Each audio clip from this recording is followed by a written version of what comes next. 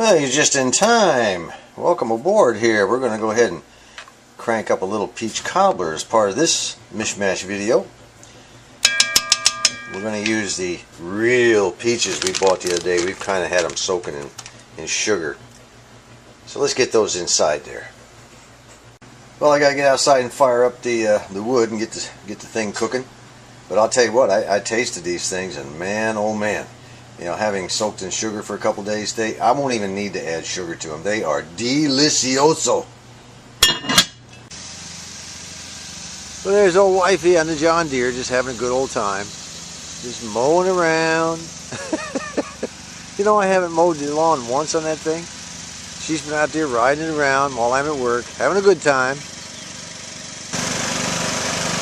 She likes to mow with that Mexican hat on. I bought that Mexican hat down in Mexico a couple of years ago. Works great in this Arkansas sun, I'll tell you.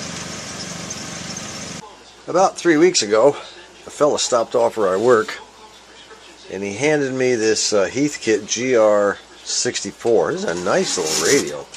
He just said, "Here, I want you to have it. I have no use for it anymore." I'm amazed at how many times this actually happens to me. Let me get a light over here.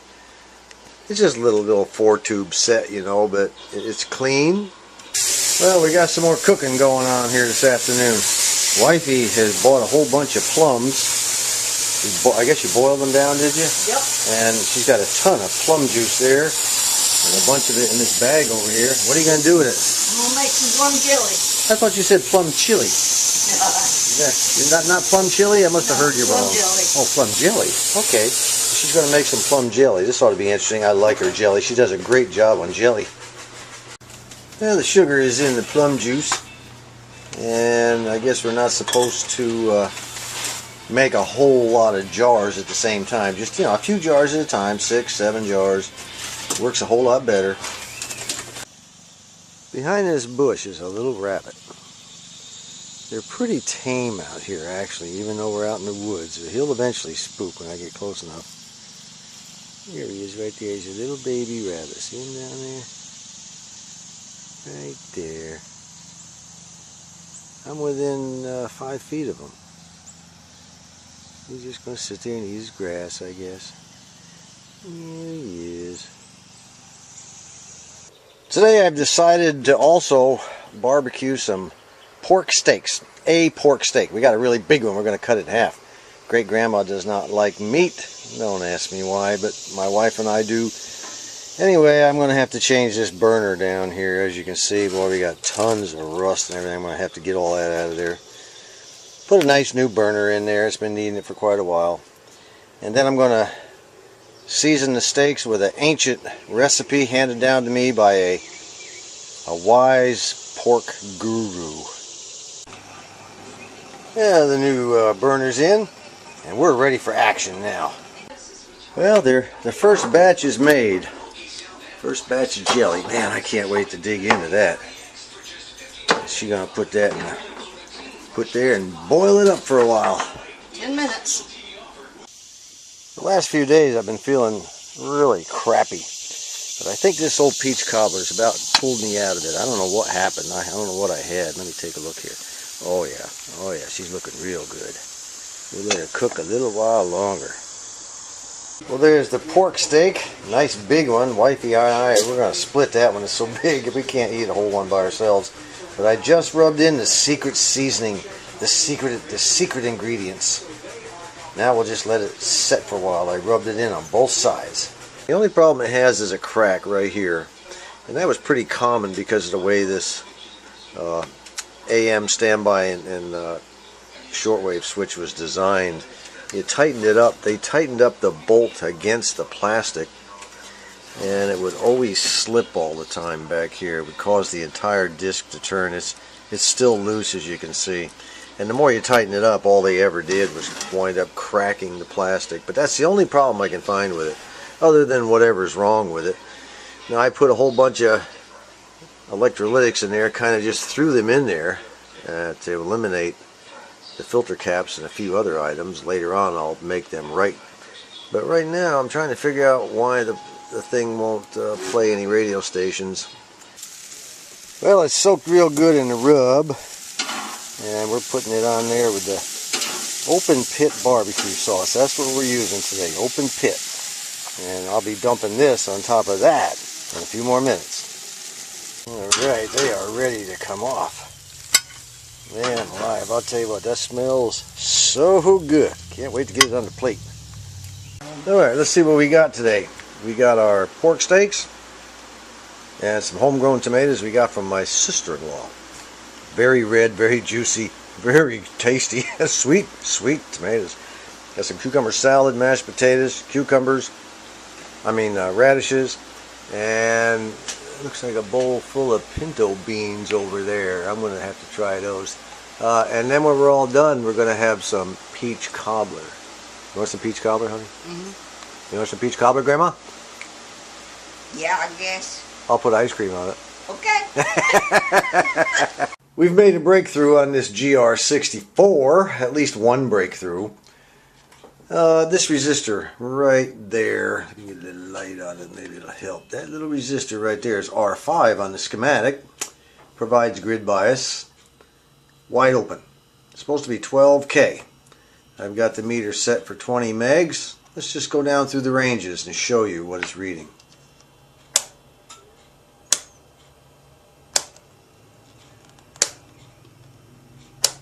Wide open. It is time to dig into the peach cobbler. Are you ready for peach cobbler, Grandma? She's ready? I love it. Alright, we're going to give her, I hope this tastes good. I'll tell you what, it's got plenty of peaches down in there, that's for sure. Woo-hoo-hoo. I put some brown sugar on it just before it ended. Just before it finished cooking. Wow, look at those that. Ooh, yeah, this could be good. So good. Grandma will be the official taste tester as usual. Well, wifey likes hers plain, just plain cobbler, but as always, Grandma and I, we like ours with the ice cream, don't we? Yes, we do. Does it taste pretty good? You said it tastes good, huh? Nice and yummy, huh? You buy? This is a large pin oak tree that's in our backyard, just off our deck about, maybe 80, 90 feet. And a couple of weeks ago, you could not see through that tree. There was so much foliage. But now the sky is poking through everywhere. And there's a reason for that. On the seat of this lawnmower, you see little round green things. They look like little turds. That's because they are little turds. A few days ago, I could stand underneath this tree and it would be like rain coming down through the branches. And of course it hit my lawnmower. They're everywhere. And those come from, according to the internet, we did a little research to find out what this stuff is. And they come from something called an oak worm. And they love to get up and eat all the foliage out of an oak tree. Pin oak tree, I guess. They won't kill the tree, but they sure strip the foliage, and this is the byproduct of it. Turds. Well, the resistor did the job. I now have some good, grid voltage on my 12BE6, and which is the oscillator mixer tube. And we do have, it needs a severely good alignment, but it does make some noise now.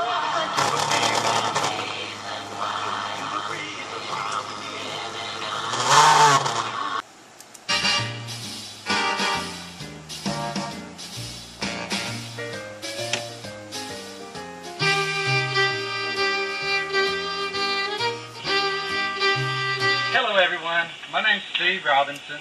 Steve Robinson does a good job of showing you how to build a hoop house. He had never built one before, it's his first one, so he's certainly no expert. But he does a pretty good job. I like it because it was simple, and he didn't go into any great detail. And the best part about it, it turns out that this guy is located in Jerusalem, Arkansas, just a few miles from where we live. I sent him an email and I said, Steve, do you mind? He has this farm called Oak Springs Mountain Ranch, and it's on Dabney Road in Jerusalem, Arkansas. And I wrote him, I sent him an email, or I made a comment on his video here. I said, hey, do you mind if the wife and I come up there and eyeball this this hoop house? So I'm kind of waiting for an answer back just to see if he responds. And if he does, we're going to drive up there on a weekend, and we're going to take a look at this baby, and I'll even take my camera up, and we can all look at it in a future Mish-Mash video. But I want a hoop house, and I want raised beds, and I've done a lot of searching around the internet. There's others out there that are even better than his, the micro farmer, but I like the fact that Steve Robinson, apparently he was a professor at a university and a teacher, and decided to heck with it, I'm going to be a farmer, and I like that idea. I like the fact that he's close by, right here in my home state. So if you all get a chance, maybe you want to watch his video. It's called Efficient Hoop House. It's kind of a neat deal. He does a good job.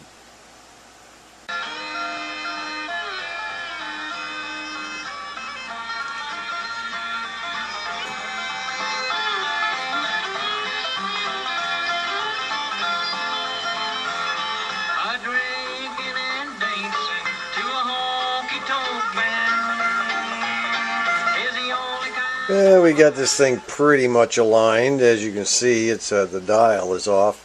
650 is actually 650 is actually right there, but the needle's over here, so I've got to do a little more aligning.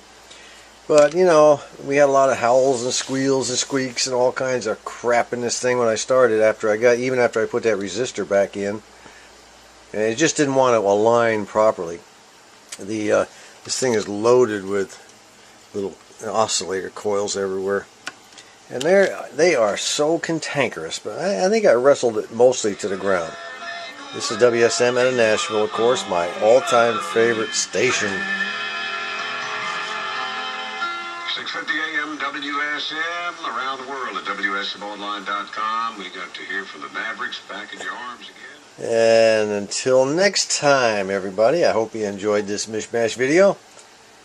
This is John.